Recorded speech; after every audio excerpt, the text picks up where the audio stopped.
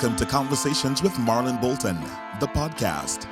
On Conversations, we exchange thoughts and ideas with people from different experiences and backgrounds, which help shape a better quality of life for our residents.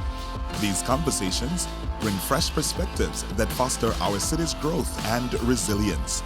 Our conversation starts right now. Welcome to another podcast. My name is Marlon Bolton, your District 1 City Commissioner for the city of Tamarac. And today I have another very interesting gentleman in front of me, very educated and loved in our community. His name is Tommy Demopoulos. Demopoulos, yeah. I got that right, yeah, right? Yeah, you did good. I think on this podcast, I butcher everybody's last name. So you would not be the first. You're Tommy, good. welcome to my chair. Thank you. Tommy, you serve as the division chief and also the fire marshal for the city of Tamarac. That's correct. Tell me about your role here in the city of Tamarac. So my role is running a division of fire inspectors, fire plan reviewer, and an assistant fire marshal, along with a public education specialist. And we basically make sure that the business and residential community is safe and that our operational folks on the fire trucks don't have to run emergency calls. We try to prevent the calls from happening before they happen. That's awesome. That's awesome. And you've been in the fire service for about 15 years and with Tamarac for 10 years. Correct. Where were you before Tamarac? So I started my career as a volunteer firefighter with the city of Plantation. Nice. Yeah. Nice. How did you like that?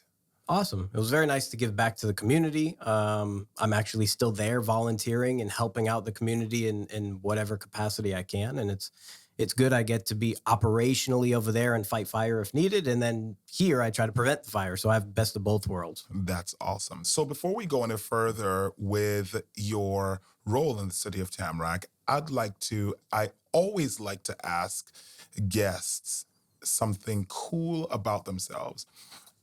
Tell me something cool or tell me something fun about yourself. Fun. I'm not very fun or funny. Don't ask my wife. But I am an old man trapped in a young person's body. But if you say fun or exciting, I used to go skydiving. I don't know if that counts as fun. I've always wanted to go skydiving, but I'm a little bit scared of skydiving. How did you find that experience? It was very nerve-wracking. We did it for a friend's birthday. It was before kids, so I wasn't as nervous as I would be today going with two children. The most nerve-wracking or two of the most nerve-wracking parts are really signing your life away that says, I can't sue you if I die or get injured, all those papers that you're signing. And then the first few seconds as you're falling until you kind of get stable is your stomach just feels interesting. To say the least. But the rest is amazing. I did it 3 times tandem and then 2 times by myself. And so you jumped out of an airplane, or was this skydiving like in a building? No. Airplane, 30,000 feet up. I got a video. I'll show you one day. Wow. Yeah. And speaking of children, you have 2 children and you have been married for the past 3 years. Yeah, my oldest daughter, Jaden, is 11. My son, Kobe, is 9. And my amazing wife and I have been together for almost 15 years, but married for 3, yes. That's awesome. Yeah. You did the right thing, Tommy. Thank you, sir. All right, so let's get into this. As the fire marshal, you oversee the Community Risk Reduction Division, which is charged with keeping our residents and businesses safe. What are some of the tasks associated with keeping our community safe? So we used to have a name for our division, and it was the Fire Prevention Bureau. Earlier this year, we renamed it to the Community Risk Reduction Division because we don't only prevent fires. It's not Fire Prevention Bureau anymore, and a lot of places are starting to go. We're doing more slip and fall, drowning prevention, car seat installations, a lot of other things besides fire prevention. So our division is tasked with public education for schools and any other community, fire investigating. Once a fire does occur, we investigate it so that way we can try to prevent fires from happening again, as well as we have some smoke alarm programs that we offer to the community free of charge. And the normal day-to-day things that we do where we go into every existing property, commercial and residential, every day and make sure that those buildings are safe for the residents and visitors. That's awesome. You mentioned that you have a smoke alarm program. Can you further explain on that program? Yeah. So in 2019, we partnered with the American Red Cross, and we have been going into homes and providing smoke alarms and installing smoke alarms free of charge. We've done a number of them out in your district a few years ago. We're planning 2022, hopefully February-ish. We'll do some more. And we've done roughly 750 smoke alarms and maybe 50 carbon monoxide alarms that we've installed. So Wow. again, free of charge through the American Red Cross. Nice. And explain what the residents should be looking for when checking smoke alarms. So first, you want to make sure that you have enough and that they're in the right place. So you should have a smoke alarm inside of every sleeping area. So in every bedroom, have one. In the area immediately outside of every sleeping area, because you should be sleeping with the door closed. And then on every occupiable floor, you need to have a smoke alarm. There's a test button on each smoke alarm. So every month you should be pushing that button to make sure that it is beeping. If they are battery operated with like a 9-volt battery, every 6 months, at minimum once a year, but usually every time you change the clock, you change the battery. We do urge the 10-year batteries because then it's 10 years and you don't have to worry about it. And the other thing they should be cautious of is pull the alarm down and look on the back. There's a manufacturer date. They're good for, their manufacturer recommends every 10 years replacing it. So whatever the date is on the back, add 10 years and replace it if we've passed that date. So smoke alarms should be in every bedroom and then outside of every bedroom. Yep. And what about kitchens, bathrooms? So bathrooms, no. So a lot of the steam from the shower could accidentally set them off and the moisture. So they don't recommend them in bathrooms. And in kitchens, if you're not a great cook like me, you'll burn it and you'll get constant nuisance alarms. And then you'll want to take the battery out anyways, and it'll be pointless. So they don't recommend it in kitchens. One would think, though, that smoke alarms should be at least close to the kitchen. Yeah. So a new technology that's coming out is a nuisance prone or a multi-criteria type smoke detector or smoke alarm that can sense burnt food from real smoke. And it's really unique and it's starting to come out, not out today, but there are some new technologies and some new standards out to do that. Because yeah, you're 100% right. A lot of fires happen on the stove where you would think a smoke alarm would be close. That's awesome. You have a wealth of information to share with the residents through this podcast, and they should know that you are the person that anyone should be talking to. You serve as the president of the Fire Inspectors Association of Broward County. Tell me about that organization. So it's been in existence. We just celebrated the 35th year anniversary, and basically all of the fire prevention staff throughout Broward County can be a member. Actually, anybody could be a member, really. We have building officials members. We have school board officials as members. We have contractors as members, and we provide training, guidance, quarterly meetings, holiday parties, a lot of training and education for the community risk reduction professionals here in Broward County. That's awesome. And you are the president. I am the president. That's so cool. I'm actually, so Rebecca Geimer, who's our assistant fire marshal, is our secretary. I've served for, I want to say, 5 years as president. I'm stepping down as of April. No. I know, I'm sorry. I'm stepping down as April. She's going to continue the rest of my term. Okay. And then hopefully she'll take over. I want to be a mentor to her and let her prosper in that role. That's amazing. And you are the fire marshal for the city of Tamarac. And whenever businesses hear about the fire marshal, they get a little, you know what we mean.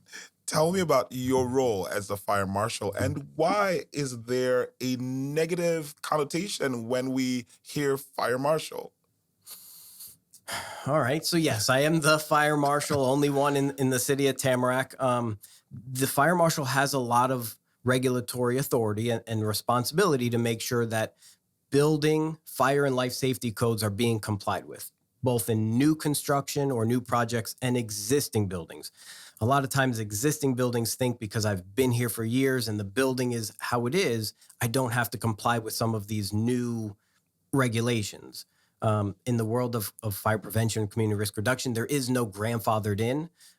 There's sections. We have a very big code book, and there's a section on existing buildings, and you have to comply with all these things.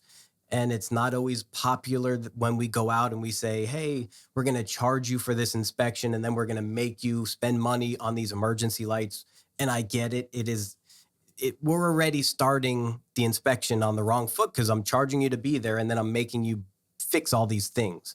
So we're hoping that with our charming personalities, our great customer service, our good educational skills, and when you look at really the fire history in Tamarac, we really don't have a huge amount of commercial fires, even residential. But when you look at other cities around us, they're having a lot more commercial fires. And I really do credit that to the amazing inspectors and plans examiner that we have who spend every day doing the right thing and making sure that the community is safe. That's amazing. And you are the second vice president of the Florida Fire Marshals and Inspectors Association. Are you stepping down from that role too? No, I actually just got promoted there. If you Oh. want to call it a promotion, that's why I'm stepping down Broward County. So I started in Broward County, got involved more at a statewide level. I was the Southeast Regional Director right when COVID hit for the past 2 years.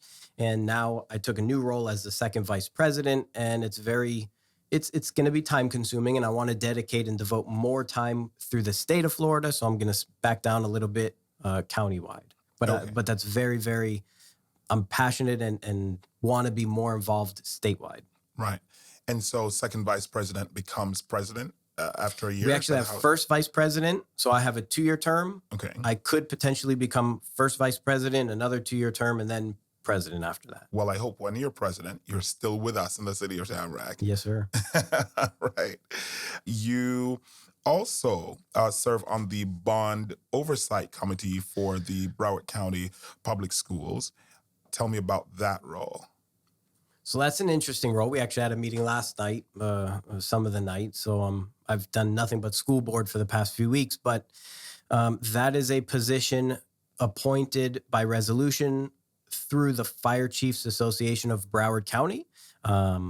Chief Sales, our last chief, was involved with that association, and he asked me if I would be willing to take that position, and I am. I'm very involved with the school board and some of their leadership over there to ensure that our students are safe and staff are safe within schools. So it's really to look over the bond dollars and future projects. And at times it can be very overwhelming because I've served at that capacity since January, and I'm still trying to get my feet wet on what to do and what authority we have or don't have. So it's interesting. Tell me, with the holidays around the corner, what safety tips do you recommend for our residents to follow? So if you don't follow our Facebook page, Tamarac Fire Rescue, please do. Van Schoen, who's in charge of that social media through the fire department, does an amazing job posting, not only promotional and retirement type posts, but fire safety type posts. And some of the things we've been posting before were Thanksgiving about, safeties with frying turkeys. Now it's with Christmas trees, making sure that they're watered properly because they can catch on fire very easily. They do produce a lot of heat and smoke, which can spread a fire rapidly throughout a home. So we want to make sure those Christmas trees are watered. Any candles that we might be using, we definitely recommend flameless candles. But if you're going to use any sort of candle, make sure that, non-combustible items are kept at least 3 feet away. A lot of times that cat or that animal will knock over a candle, causing a fire. So just making sure that it's out of reach from animals and children.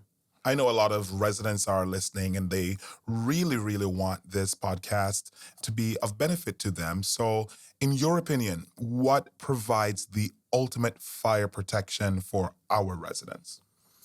So besides our world-class, second-to-none fire rescue members, because they do an amazing job, But in my opinion, nothing provides a better fire protection to a resident than a fire sprinkler. A fire sprinkler is basically a mini firefighter sitting above your head at all times with a charged fire hose, waiting for a fire to happen, and they open that nozzle. It's something that is not a requirement today in building and fire codes. Unfortunately, 3,000 people die every year in their homes. This technology is here, it's at our fingertips, and we cannot get it regulated. In Tamarac, we've taken amazing steps. In May, I believe you were here, we did a side-by-side burn out in the parking lot. Yes. You were firsthand witness to the difference of what a burn in an unsprinklered and a sprinklered building or room looks like.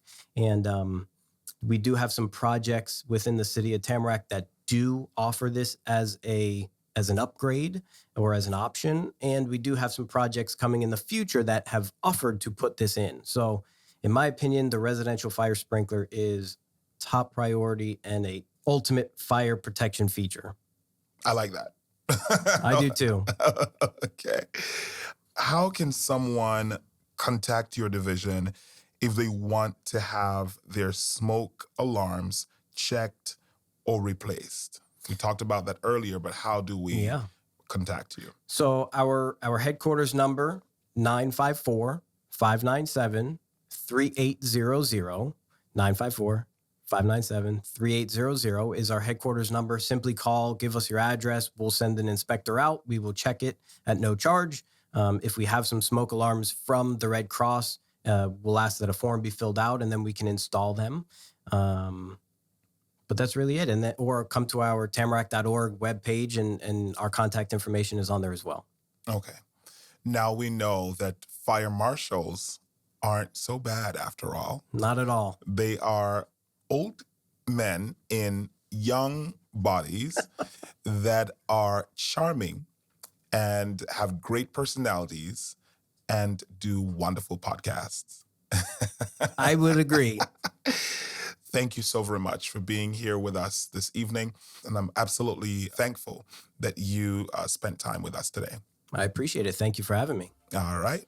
Again, my name is Marlon Bolton, the District 1 City Commissioner for the City of Tamarac, with another episode of Conversations. I'll see you soon.